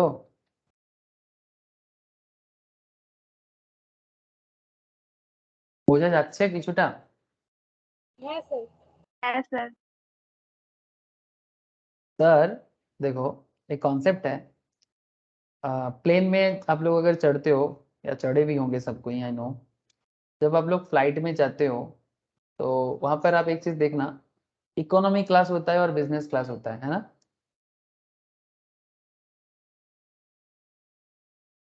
प्लेन में, एरोप्लेन में sir, economy class and business class. अब इकोनॉमी क्लास का मतलब इकोनॉमी क्लास क्यों हुआ, मतलब कंपेरेटिवली जो सस्ता क्लास है, ठीक है, मतलब इट्स लाइक कुछ इस तरह का। ठीक है, हमारे देश में इंडिगो, स्पाइस जेट, जहाँ भी जाओ, इट्स लाइक छोटा छोटा चेयर होगा, ज्यादा स्पेस नहीं मिलेगा। बिजनेस क्लास में क्या होता है, आपको काफी बड़ा स्पेस मिलता है, ठीक है, डिफरेंट फैसिलिटीज और ज्यादा मिलता है, लेग स्पेस ज्यादा होता है और भी चीजें होता है sir. Now question is that कि ये प्लेन के अंदर इकोनॉमी का नाम क्यों दिया है यहाँ पर, इकोनॉमी, इकोनॉमी क्लास। इकोनॉमी मतलब सस्ता, मतलब बिजनेस हमेशा यही चाहता है सर वो सस्ता में अच्छा चीज दे पाए। ठीक है, लेकिन तब आप बोलेंगे सर फिर बिजनेस क्लास क्यों दिया? सर बिजनेस क्लास देके अगर बिजनेस सर्वाइव कर पाता है बहुत अच्छा है, लेकिन कई बार ऐसा होता है कि बिजनेस क्लास में इतना खर्चा हो जाता है कि कंपनी को बंद करना पड़ता है। जैसे किंगफिशर एयरलाइंस में ऐसा हुआ था। किंगफिशर एयरलाइंस इकोनॉमी क्लास का जो फैसिलिटीज हैं वो फैसिलिटीज बिजनेस क्लास जैसा दे रहा था, तो जाके किंगफिशर एयरलाइंस बंद हो गया। विजय माल्या का किंगफिशर एयरलाइंस सुने होंगे आप लोग शायद, एक जमाने में चलता था। आज से 10 ईयर्स बैक विजय माल्या का कंपनी बहुत पॉपुलर एयरलाइंस कंपनी था, ठीक है। लेकिन आज नहीं है, बिकॉज वो कहीं ना कहीं यही प्रॉब्लम को समझ नहीं पाया कि शॉर्ट रन में बिजनेस को कैसे मैनेज करना चाहिए और लॉन्ग रन में बिजनेस को कैसे मैनेज करना चाहिए। That means law of variable proportion कैसे करना चाहिए एंड रिटर्न टू स्केल कैसे करना चाहिए, ठीक है सर। सर बिजनेस करने के लिए माइक्रो इकोनॉमिक्स का बेसिक्स जानना बहुत जरूरी है। बड़े बड़े बिजनेसमैन फेलियर हो जाते हैं कि वो माइक्रो इकोनॉमिक्स का बेसिक नहीं समझ पाता। और as a chartered accountant, as a company secretary, as a cost accountant, अगर आप लोग ये सब चीज नहीं जानोगे अच्छे से तो फिर आप बिजनेसमैन को कैसे हेल्प करोगे। जब कंपनी में इंटरव्यू के लिए जाओगे तो कंपनी आपको कुछ भी सवाल कर सकता है, आपको रेडी रहना पड़ेगा सर, क्योंकि कंपनी सीए सीएमई को इसलिए कंपनी में रखते हैं ताकि उनको हर प्रॉब्लम में हेल्पिंग हैंड के लिए एक चाहिए जो कंपनी को हर प्रॉब्लम से क्या करे, बचाए, ठीक है। Chartered accountant, company secretary, cost accountant business का क्या है, बैकबोन है सर। अगर बैकबोन ही बिजनेस में, देखो ओनर को प्रॉब्लम हो सकता है, ओनर गलत डिसीजन ले सकता है, पर उसका चार्टर्ड, उसका कंपनी सेक्रेटरी, उसका कॉस्ट मैनेजमेंट अकाउंटेंट उसको हमेशा याद दिलाएगा, सर कुछ गड़बड़ हो रहा है आप थोड़ा सोचिए, कुछ प्रॉब्लम हो रहा है आप थोड़ा सोचिए, ठीक है। तो यू मस्ट नो सर, आपको पता होना चाहिए, एटलीस्ट बेसिक चीज तो पता होना ही चाहिए, ठीक है। ये सब बिजनेस चलाने का मिनिमम चीजें हैं। अभी देखो मैंने आपको प्रोडक्शन रिलेटेड बहुत सारा चीज सबसे समझा रहा हूँ। Production is very important economic activity. As we are aware, the survival of any firm in a competitive market depends upon its ability to produce goods and service at a competitive cost. Competitive cost मतलब मैं आपको बोला ना, cheap में best। क्या होता है ऐसा, ये टारगेट रखना पड़ता है, होता नहीं होता डिफरेंट पार्ट। कॉम्पिटिटिव कॉस्ट मतलब ऐसा कॉस्टिंग में प्रोडक्ट बिजनेस करो, ऐसा कॉस्टिंग यूज मतलब इतना सस्ता में प्रोडक्ट बनाओ ताकि आप टिक पाओ मार्केट में। ऐसा नहीं कि आपका प्रोडक्ट बेस्ट हो सकता है, बट अगर प्राइस टू मच हो जाता है ना, मार्केट में सेल नहीं होगा। आपका रेस्टोरेंट अच्छा हो सकता है सर, आप बोलोगे कि मेरे रेस्टोरेंट में बेस्ट खाना मिलता है, बहुत अच्छा, बट अगर आपका रेस्टोरेंट का बेस्ट खाना इतना एक्सपेंसिव है, इतना एक्सपेंसिव है कि लोगों का पॉकेट बेयर ही नहीं कर पाता, पॉकेट फ्रेंडली नहीं है, तो पॉकेट फ्रेंडली नहीं होगा तो फिर आप कंपटीशन में टिक नहीं पाओगे। यू अंडरस्टैंड सर, कॉम्पिटिटिवनेस का मतलब समझ रहे हो ना। कॉम्पिटिटिवनेस मतलब आपको इस तरह से प्रोडक्शन को संभालना है ताकि आपका कॉस्ट कम हो, और कॉस्ट कम हो तो आपका रेस्टोरेंट सर्वाइव हो जाए, आपका शॉप सर्वाइव हो जाए, आपका बिजनेस सर्वाइव हो जाए, एटलीस्ट कंपटीशन में टिक पाओ आप। नहीं तो क्या होगा, कंपटीशन के बाहर हो जाओगे। इतना ज्यादा शो अप करने गए, इतना ज्यादा शो अप करने गए कि टिक ही नहीं पाए। So production is a very important economic activity. जैसे कि हम सबको पता है, the survival of any firm in a competitive market depends upon its ability to produce goods and services at a competitive cost. Problem क्या है जानते हो, बड़े बड़े प्लेयर नहीं समझ पाते हैं, बड़ा बड़ा प्लेयर, बिग प्लेयर्स। जैसे एक एग्जांपल के लिए, चलो बहुत एग्जांपल है, एरोप्लेन से याद आया। अच्छा ये एरोप्लेन को छोड़ के भी मैं बता सकता हूँ, आप लोग बिग बाजार के बारे में सुने हो। अरे बिग बाजार गया कभी आप लोग, अभी तो बंद हो गया, बताओ। बिग बाजार गया ना आप लोग, इतना मुझे बता दो सर।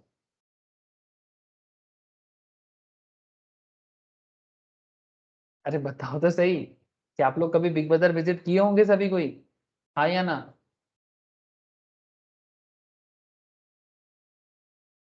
किसी का आवाज नहीं आ रहा है, कनेक्टेड हो आप लोग, हेलो। फिर श्रद्धा, नयनी, आवाज आ रहा है कि नहीं, अर्पिता, कनेक्टेड तो आप लोग दिख रहा है बट किसी का साउंड नहीं है। Yes sir. कनेक्टेड हो ना। मैं बस आपको इतना पूछना चाहता, बिग बाजार इतना बड़ा कंपनी है, पर क्या आपको पता है कि बिग बाजार बंद हो गया है? Yes sir. और बिग बाजार सिर्फ ऐसे ही बंद नहीं हुआ, बिग बाजार लॉस होके बंद हुआ है सर। कितना लॉस हुआ है जानते हो? इसका मार्केट में 30,000 करोड़ का लॉस हो गया सर, 30,000 करोड़ का। 30,000 करोड़ का लोन हो गया था, लोन का बार्डन हो गया था, इंटरेस्ट हो गया था, इसको रीपे नहीं कर पा रहा था। एक आध करोड़ नहीं सर, 30,000 करोड़। ठीक है, 30,000, 30,000 करोड़। फिर जाके रिलायंस से पैसा लिया था, 25,000 करोड़ में रिलायंस एक्चुअली बिग बाजार को बाई कर लिया था। लेकिन बाद में वहां पर भी कुछ लीगल इश्यूज हुआ, क्योंकि बीच में अमेजन भी आ गया। That's a legal part. वो आप लोग एग्जीक्यूटिव लेवल में जब आओगे ना, तो वहां पर एक लॉ पढ़ोगे आप लोग। क्या लॉ पढ़ोगे जानते हो? Economic law. सर यहाँ पर इकोनॉमिक्स पढ़ाने की बात कर रहे हैं, और एग्जीक्यूटिव में मैं आप लोगों को इकोनॉमिक लॉ पढ़ाऊंगा। जो लोग सीएस पढ़ता है उनको मैं पढ़ाऊंगा। ये ईबीसीएल बोल के पेपर आता है। ठीक है, नेक्स्ट स्टेज में ही आ जाओगे सर। ठीक है, ये देखो, ये सीएस एग्जीक्यूटिव में है और सीए सीएमए फाइनल लेवल में है। ठीक है, सीए और सीएमए के केस में फाइनल लेवल में है। क्या नाम है? Economic and business and commercial law. इस इकोनॉमिक लॉ के अंदर मैं पढ़ाता हूँ, जो लोग एग्जीक्यूटिव एंड फाइनल लेवल में होता है सर उनको पढ़ाता हूँ। यहाँ पर आप देख सकते हो कि बहुत सारा लॉ है इसके अंदर। Foreign exchange management, foreign direct investment, overseas direct investment. एक लॉ है सर कंपटीशन एक्ट बोल के, देख रहे हो? ठीक है, ये कंपटीशन लॉ किस लॉ का पार्ट है? ये कंपटीशन लॉ इकोनॉमिक लॉ का पार्ट। ठीक है, तो if you understand economics first, then only you can understand economic law. বুঝতে পারছিস রাজন না? যদি ইকোনমিক্সটাই ভালো করে না বুঝবো তাহলে ইকোনমিক লটা বুঝতে পারবো না। বিদিশা, কথাটা বোঝা গেল? हाँ सर।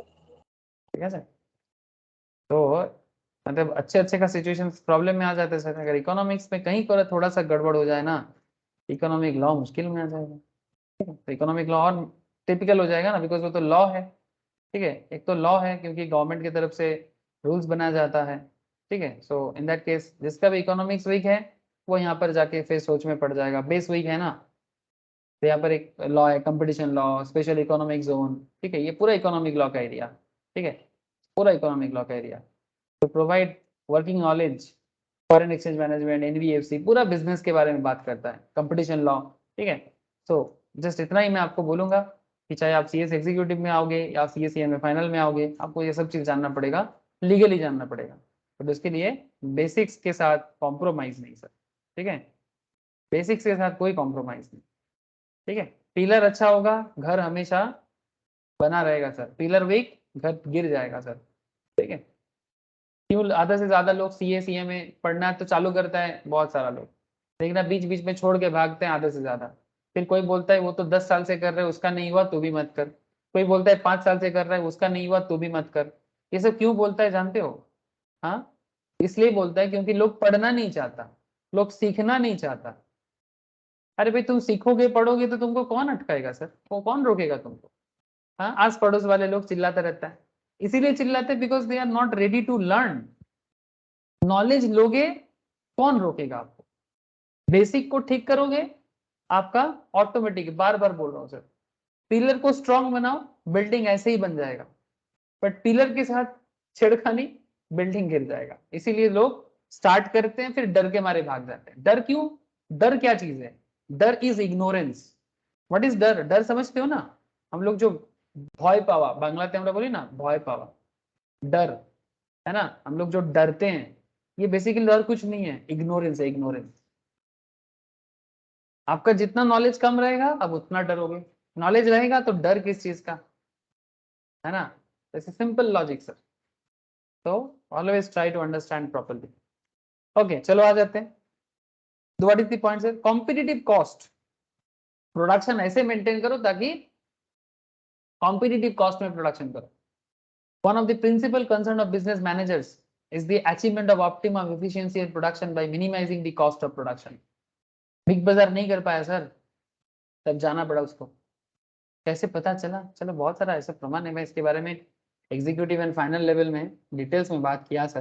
ठीक है, आप लोग भी जब आओगे आप लोगों के साथ भी मैं करूंगा। बट अभी मैं आपको बस बिग बाजार का शेयर प्राइस दिखाता हूँ तो आपको मैं थोड़ा सा आइडिया दे सकता हूँ। ऐसे बिग बाजार का शेयर फ्यूचर ग्रुप के नाम से है सर। ठीक है, future group. Future retail share price. ये देखो सर, अभी तो ट्रेडिंग होना भी बंद हो गया। एक टाइम था, एक टाइम था सर जब बिग बाजार का शेयर मार्केट में 600 प्लस में ट्रेड होता था, 600 प्लस। वो भी ज्यादा पुराना बात नहीं है, 2018। तुम लोगों को दिखाई दे रहा है सर? 2018 में बिग बाजार का, फ्यूचर रिटेल ग्रुप का एक शेयर का दाम था 600-700 के आसपास। लेकिन जस्ट बिकॉज इसका इकोनॉमिक मैनेजमेंट इतना खराब, इसका बिजनेस मैनेजमेंट इतना खराब हुआ, प्रोडक्शन कॉस्ट लेवल में ऐसा प्रॉब्लम में आया कि फ्यूचर रिटेल अपने आप को मैनेज ही नहीं कर पाया। और मैनेज ना करने के कारण, प्रोडक्शन कॉस्ट को ऑप्टिमम कॉस्ट लेवल में मैनेज ना करने के कारण क्या प्रॉब्लम हुआ सर? बहुत simple simple problem, simple simple problem, manage करने में मुश्किल। किसी के साथ भी हो सकता है। मैं आपके साथ आज बिग बाजार का आलोचना कर रहा हूँ, मेरे साथ भी हो सकता है। इफ अगर मेरा मैनेजमेंट खराब रहा तो। ऐसा सिर्फ बिग बाजार के साथ ही नहीं, जो भी बिग कंपनीज फेलियर हुआ है, किंगफिशर एयरलाइंस का बात मैंने कहा, ठीक है, कितना बड़ा बड़ा बैंक का हालत खराब है, जेट एयरवेज, नाम सुना है आप लोगों ने? अभी ऑक्सीजन का हालत, मतलब ऑक्सीजन देने लायक हालत में है सर, मतलब ऐसे मर जाएगा ऐसा हालत में, ये तो ऑलरेडी मर चुका है। अभी 4% का शेयर चल रहा है, मत लेना सर, डोंट बाई। बिजनेस ही नहीं है इसका अभी, मतलब अभी बिजनेस लीगल केस में पेंडिंग है, लीगल केस चल रहा है, अमेजन वर्सेस बिग बाजार वर्सेस रिलायंस। वो लीगल मैटर लॉ में समझोगे जब आप लोग एग्जीक्यूटिव या फाइनल में आओगे। ऐसे सीएस में थोड़ा लॉ का एक्सपोजर ज्यादा है, एग्जीक्यूटिव लेवल में ही। तो सीएस का पढ़ाई में आपको एग्जीक्यूटिव में ही मिल जाएगा, और सीएमए और सीए के केस में लॉ का एक्सपोजर इंटर में है और फाइनल में मिला जुला के है। बिकॉज सीए सीएमए को थोड़ा सा अकाउंट्स, कॉस्टिंग और फाइनेंस में थोड़ा ज्यादा समय देना पड़ता है, इसलिए तो सब चीज जानने का मौका मिलेगा सर, ठीक है, मौका ही मौका है। बस ट्राई टू अंडरस्टैंड, ये सब इकोनॉमिक फेलियर है सर, ये और कुछ नहीं, इकोनॉमिक फेलियर है सर। बार बार बोल रहा हूँ sir, basics, basics of economics he manage नहीं कर पाया। इकोनॉमिक्स बोलते हैं कि भाई कॉस्ट को ऑप्टिमाइज करो, क्या करना चाहिए था? जैसे बिग बाजार ना बड़ा बड़ा आउटलेट बना लिया था, बिग बाजार बिग बिग आउटलेट बना लिया था। इतना बड़ा बड़ा आउटलेट नहीं चाहिए, नहीं करना चाहिए था। कितना आउटलेट बनाया जानते हो आप लोग? स्मार्ट बाजार, बिग बाजार का नाम चेंज हो गया, रिलायंस ने स्मार्ट बाजार कर दिया है। 300 plus stores over 120 cities and towns across the country। ठीक है, बिग बाजार एक इंडियन रिटेल चेन था, 300 से ज्यादा स्टोर है इनका। अब रिलायंस इसको टुक ओवर किया है, बट अभी भी केस चल रहा है इसका, तो इसीलिए रिलायंस भी इसको फिर से ओपन नहीं किया। ऐसा ये आप देख सकते हो सर, ये देखो, in 2020 Big Bazaar was acquired by Reliance Retail, the retail division of the Reliance Group, as part of 24,713 crore. इतना सारा पैसा में, इतना पैसा से क्यों खरीदा? बिकॉज 25,000 करोड़ का मार्केट में लोन हो गया था, और लोन रिपे करने के लिए बिग बाजार के पास पैसा नहीं था। बिग बाजार हर जगह में आप देखोगे, ठीक है, ये हमारे कोलकाता में ही है, अवनी रिवर साइड मॉल, ठीक है, वहां पर ये देखो बिग बाजार चेंज होकर स्मार्ट बाजार हो गया, रिलायंस इसको बाई किया, लेकिन अभी भी इसका ओपनिंग नहीं हुआ है, लीगल मैटर चल रहा है सर, बिग बाजार कन्वर्टिंग टू स्मार्ट बाजार। अब समझ रहे हो बिग बाजार का प्रॉब्लम क्या था? बिग बाजार का प्रॉब्लम था कि इतना ज्यादा कॉस्ट बढ़ गया था इसका, इतना ज्यादा कॉस्ट बढ़ गया था कि कॉस्ट मैनेज नहीं कर पा रहा। तो प्रोडक्शन इतना करो जितना कॉस्ट को मैनेज कर पाओगे, ठीक है। और बिग बाजार का कितना सारा और भी कंपनीज था, E Zone, Brand Factory, Home Town, Central, नाम तो सुना होगा आप लोगों ने, फूड बाजार। हाँ सर, ये सब सब ब्रांड है बिग बाजार का ही। तो एक बिजनेस अपना प्रोडक्शन लेवल को अगर मैनेज नहीं कर पाता है ना, तो बिजनेस को बहुत मुश्किल का सामना करना पड़ता है। मैंने आपको एक बिग बाजार का एग्जांपल दिया, ऐसा मैं और भी आपके सामने 100 एग्जांपल दे सकता हूँ, बट आपको समझना चाहिए। तो what is the point? Production करने के लिए minimise the cost of production is the most important factor of economics. The performance of an economy is judged by the level of its production. कोई economy कैसा perform कर रहा है, ये depend करता है कि उसका प्रोडक्शन किस सिचुएशंस में वो कर रहा है। The amount of goods and service an economy is able to produce determine the richness of poverty of that economy. Let's try to understand. the amount of goods and services an economy is able to produce determine the richness of poverty of that economy. मतलब कोई product को बनाने में अगर आपको ज्यादा खर्चा पड़ता है ना, इसका मतलब ये है कि आप गरीब हो। गरीब लोगों को हर का मतलब गरीब लोगों के पास प्रॉब्लम क्या है, क्योंकि उनके पास जरूरी चीजें नहीं होता, और जरूरी चीजें अगर उनको चाहिए होता है तो उनके लिए काफी एक्सपेंसिव हो जाएगा।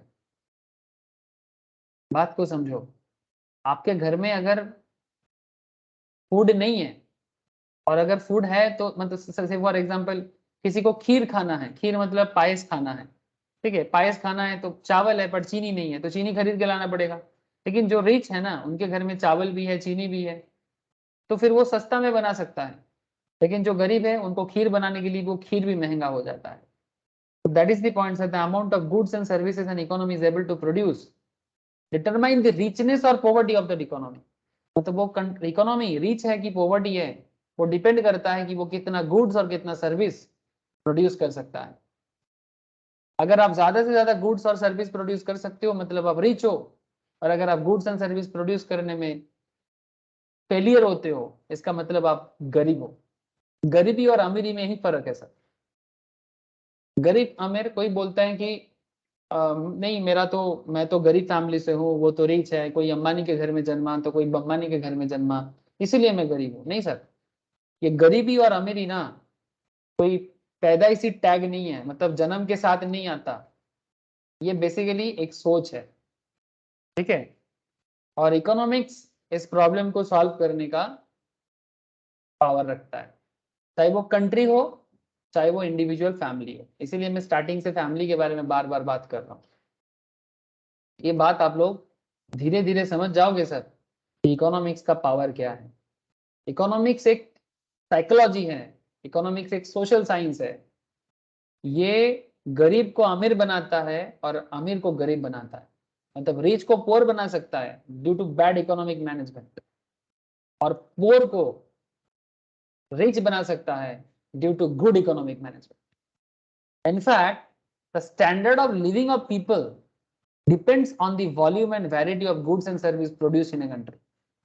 किसी कंट्री का फैक्टर ऑफ प्रोडक्शन के ऊपर डिपेंड करता है, या प्रोडक्शन स्टैंडर्ड डिपेंड करता है उस कंट्री में गुड्स एंड सर्विस प्रोड्यूस कैसा होता है। USA is the rich country just because it's level of production is high. US rich क्यों है? यूएस इसीलिए रिच है बिकॉज यूएस में डिफरेंट काइंड ऑफ प्रोडक्शन अच्छा होता है। एग्जाम्पल के लिए चलो, এই বুঝতে পারছিস তোরা? বল। है सर।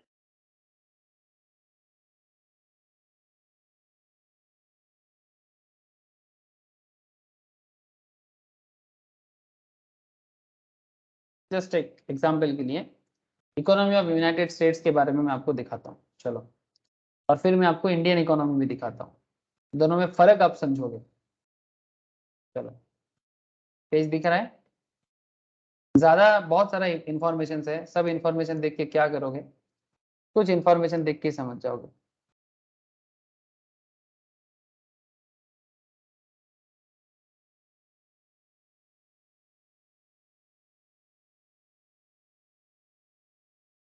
लुक एट सब, पहले यूएसए देखते हैं फिर इंडिया देखते हैं।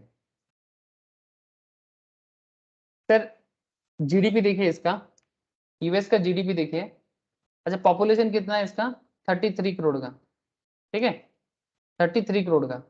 जीडीपी कितना है? 25 ट्रिलियन का, ठीक है। जीडीपी रैंक वर्ल्ड का नंबर 1 कंट्री है।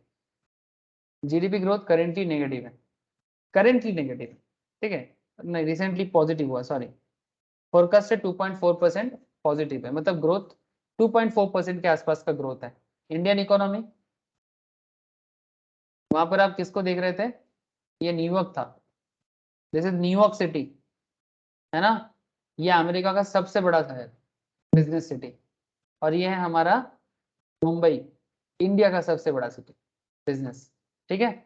मुंबई स्काईलाइन, यार ये है आपका न्यूयॉर्क का स्काईलाइन, ठीक है। चलो, ये तो समझ में आ ही रहा है सबको, बट सर इसमें इकोनॉमी का क्या कनेक्शन और इसके साथ प्रोडक्शन का क्या कनेक्शन?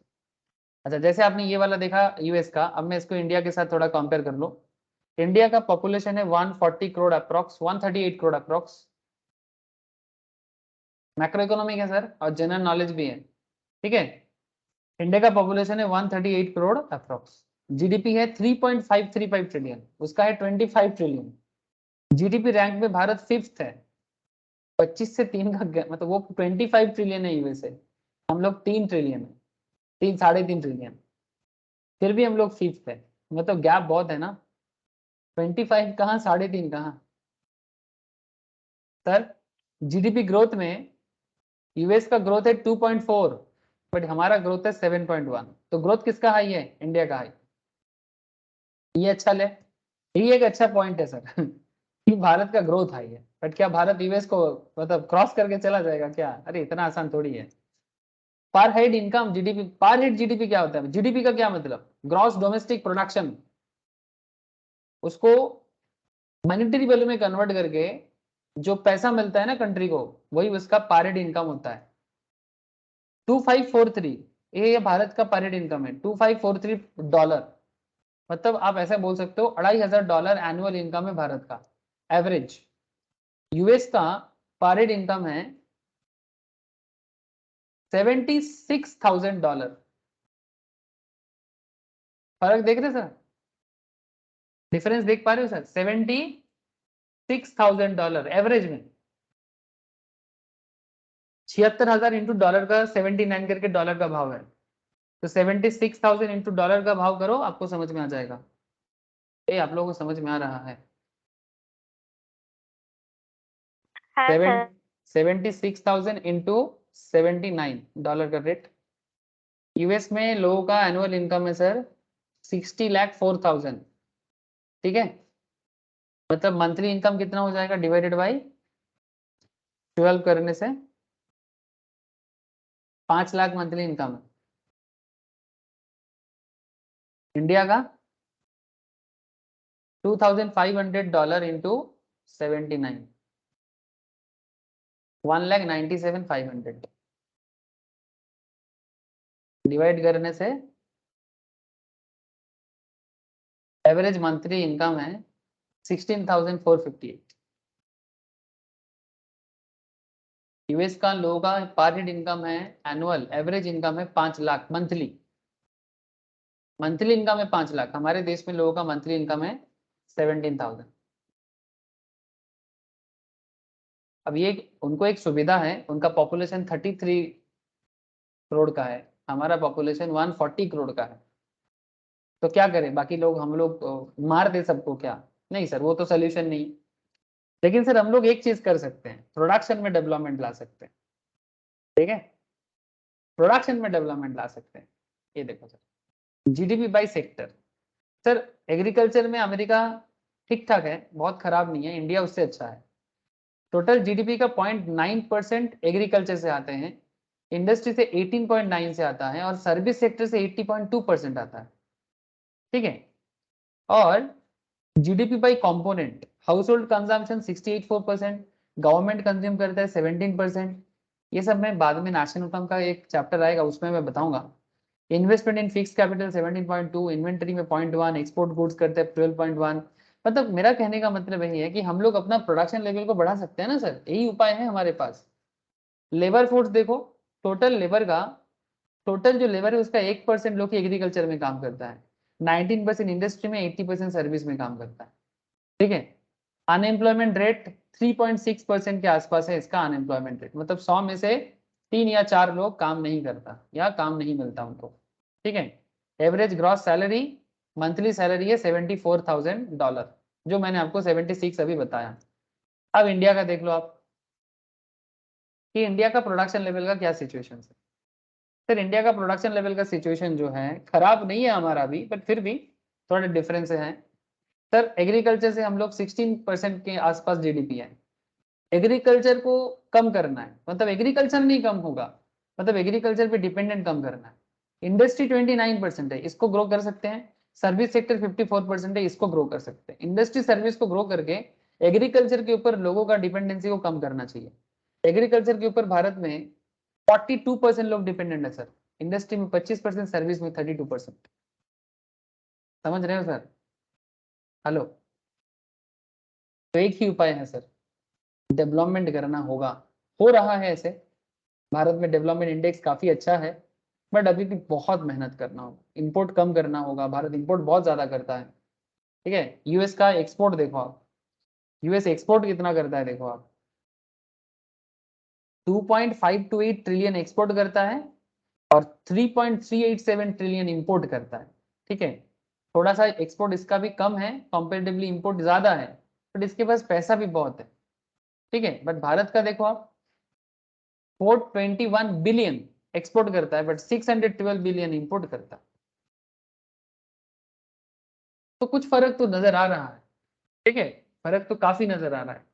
तो एक ही उपाय है सर हमारे पास, प्रोडक्शन लेवल में डेवलपमेंट, चाहे वो एग्रीकल्चरल प्रोडक्शन हो, चाहे वो इंडस्ट्रियल प्रोडक्शन हो, चाहे वो सर्विस वाला प्रोडक्शन हो। तो ये सब मैं आपको जो बता रहा था ये मैक्रो इकोनॉमी है। तो इसको माइक्रो इकोनॉमिक्स लेवल में कैसे चेंज करना है, माइक्रो इकोनॉमी एक्चुअली मैक्रो को बनाने में हेल्प करता है, ठीक है, जिसके बारे में मैं आज का पूरा प्रोडक्शन का क्लास आपको इसी कॉन्सेप्ट के ऊपर ही बात कर लिया। According to James Bates and J.R. Parkinson's, production is the organized activity of transforming resource into finished goods in the form of goods and service, and the objective of production is to satisfy the demand of such transformed resources. ठीक है, demand को fulfil करने के लिए ही production किया जाता है, जो मैं आपको स्टार्टिंग में ही बोल दिया, ठीक है। J.R. पार्किंसन का एंड जेम्स बेट्स का जो कॉन्सेप्ट है मैं को स्टार्टिंग में ही मैंने आपके साथ डिस्कस कर लिया। बस उसी पॉइंट को थोड़ा सा स्टोरी वाइज, यूटिलिटी सब कुछ बता दिया आपको मैं, ठीक है। यूटिलिटी में जो स्टार्टिंग में आपको बहुत सारा कहानी बताया वही है। अच्छा, factor of production, factor of cost already discussed, ठीक है। लैंड क्या है, लैंड का जरूरत क्या है, ठीक है। ये सब चीज यहाँ पर लैंड के बारे में थोड़ा बोला है, ठीक है। आप लोगों को मैं नोट शेयर करता हूँ, आप लोग थोड़ा सा इसको गो थ्रू करिए। लैंड का क्या कैरेक्टर, लेबर का क्या कैरेक्टर, ठीक है। लैंड, लेबर, कैपिटल और एंटरप्रेन्योरशिप का कैरेक्टर को थोड़ा सा डिटेल्स में जानिए सर, बिकॉज बिजनेस करने के लिए कितना तरह का कैपिटल होता है, ठीक है, ये भी बहुत इंपॉर्टेंट क्वेश्चन है, ठीक है। Fixed capital, circulating capital, real capital, human capital, tangible capital, individual capital, social capital, capital formation कैसे होता है, ठीक है। ये थोड़ा रीड कीजिए, मैं नेक्स्ट क्लास में इसके बारे में आपको थोड़ा बता दूंगा, ठीक है। और ये सब बताने के बाद जो मोस्ट इंपॉर्टेंट एरिया है वो है, आपको मैं अलग अलग प्रोडक्शन के बारे में बताऊंगा। वो क्या है, अलग अलग प्रोडक्शन के अंदर आपका आ जाता है, जैसे टीपी क्या है, टीसी क्या है, मतलब बेसिकली टोटल प्रोडक्शन का मैटर आता है, ठीक है। ये सब तो बेसिकली कॉन्सेप्ट में, प्रोडक्शन फंक्शन के अंदर काफी डिटेल्स बातचीत होगा सर, ठीक है। प्रोडक्शन फंक्शन जिसमें लेबर कैपिटल को यूज करके, ठीक है, law of variable proportion, law of marginal, ये सब जो स्टैटिस्टिकल एवरेज प्रोडक्ट क्या है, टोटल प्रोडक्ट क्या है, मार्जिनल प्रोडक्ट क्या है, बहुत इंपॉर्टेंट है। अगर आप टोटल प्रोडक्ट, मार्जिनल प्रोडक्ट और एवरेज प्रोडक्ट का कॉन्सेप्ट समझ नहीं पाओगे ना सर, तो आप मार्केट में भी नहीं समझ पाओगे, क्योंकि मार्केट भी काफी डिटेल्स है, ठीक है। वहां पर भी एपी, एमपी, टीपी सब चीज बात होगा, ठीक है। तो अभी थोड़ा हम लोग धीरे धीरे एडवांस लेवल में चले जाएंगे सर, ठीक है। आप लोग अपने आप को बनाते रहिए, ठीक है। तो हल्का से मत लो, ज्यादा हल्का से मत लो, सीरियसली जैसे आप लोग पढ़ रहे हो वैसे सीरियसली पढ़ते रहो, इकोनॉमिक्स को सीखते रहो। मैं नेक्स्ट क्लास में, प्रोडक्शन का आइडिया हो गया सर आज, ठीक है। लैंड, लेबर, कैपिटल, एंटरप्रेन्योरशिप का जो थ्योरेटिकल एरिया है इसको थोड़ा सा घर में गो थ्रू कीजिए, कोई डाउट हो तो मुझे पूछिए नेक्स्ट क्लास में, ठीक है। नेक्स्ट क्लास राखी 15 अगस्त के बाद ही होगा, मतलब नेक्स्ट वीक क्लास होगा सर, ऑब्वियसली इकोनॉमिक्स क्लास बंद नहीं होगा, ठीक है। तो थोड़ा सा डिटेल्स में देखिए, मैं नेक्स्ट क्लास में आपको प्रोडक्शन फंक्शंस में बात करूंगा, वहां पर अलग अलग कैलकुलेशंस आएगा, स्टैटिस्टिकल यूज आएगा, और सबसे इंपॉर्टेंट चीज ग्राफिकल प्रेजेंटेशन या कार्व भी आएगा, ठीक है। ओके सर, आज इतना ही है।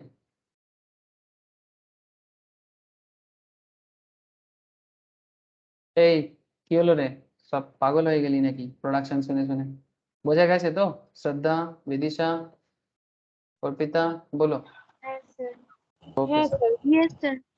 ठीक है, चलो सर, ठीक है, बाय, आज इतना ही, tata, Bye, sir. Bye sir.